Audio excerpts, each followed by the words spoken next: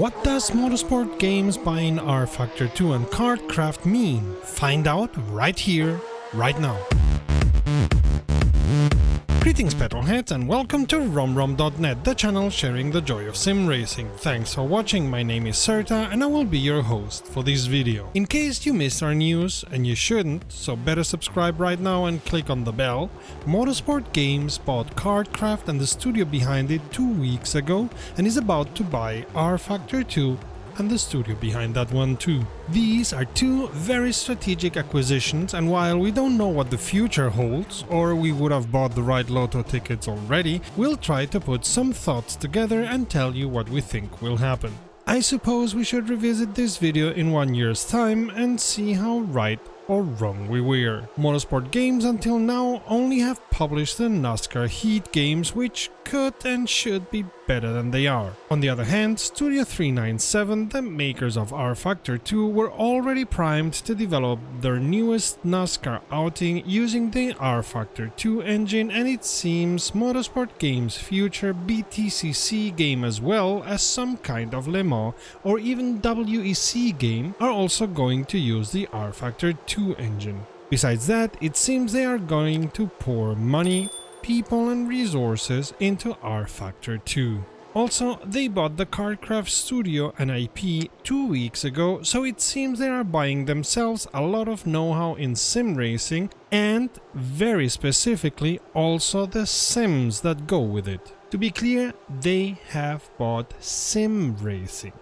Developers with a lot of knowledge in physics and their translation into code. They could have expanded their NASCAR Heat teams with some graphic geniuses that would have made a nice piece of fluff, but instead they went to get the hard stuff. I'm going to go on a limb here and say they are going to produce sim racing titles and not some fluff like the F1 games or even the grid games. Think Assetto Corsa Competizione, but with BTCC, NASCAR and WEC content rather than SRO content. Also, because in some way they seem to want to marry the rFactor 2 engine and the Unreal Engine.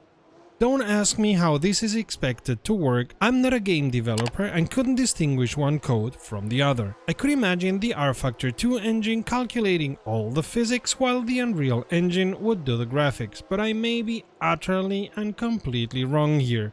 Not my area of expertise at all. Motorsport games are part of the Motorsport network. Unlike EA, they have their feet anchored in all kinds of motorsport.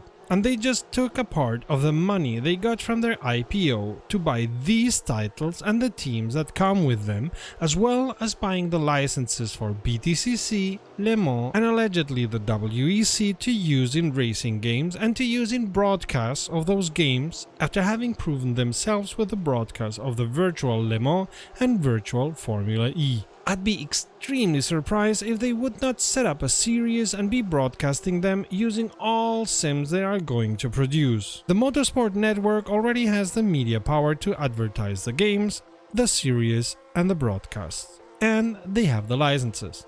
So here comes my second forecast. The Motorsport network is going to be broadcasting sim races with any or every one of their sims and establish a foothold in media around sim racing. As for what direction rFactor 2 and Kartcraft are going to take in the future, I don't know.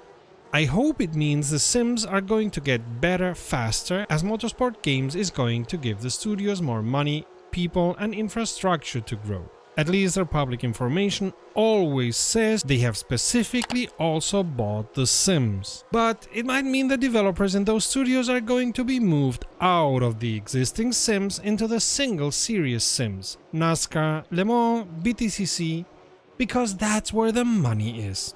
Especially if you make them as easy for leisure racing as the games in the F1 franchise are. For what it's worth, I get the feeling they are in for the long run, have a clear strategy of what they want and how they want to achieve it, and have chosen to buy a company like Studio 397 that has been doing this for a long time, with developers deep into sim racing and whatever it takes to make a collection of pixels and a collection of ones and zeros feel like a racing car.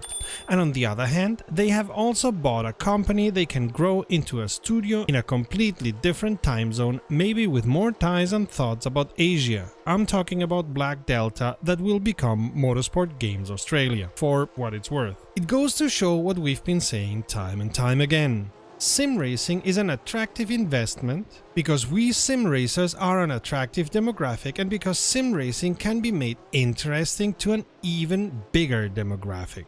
I personally have been boring everyone that listened to me with the incredible bright future of sim racing for the better part of the last 5 years or so. So while I'm going to do a little I was right all along victory dance, what do you think? What do you hope is going to happen? What do you fear is going to happen? And why? Let us know in the comments. And when you're done with your comment, why not check the playlist to the left or the video to the right. Until next time, save fuel, collect pickup, and we'll see each other on the podium.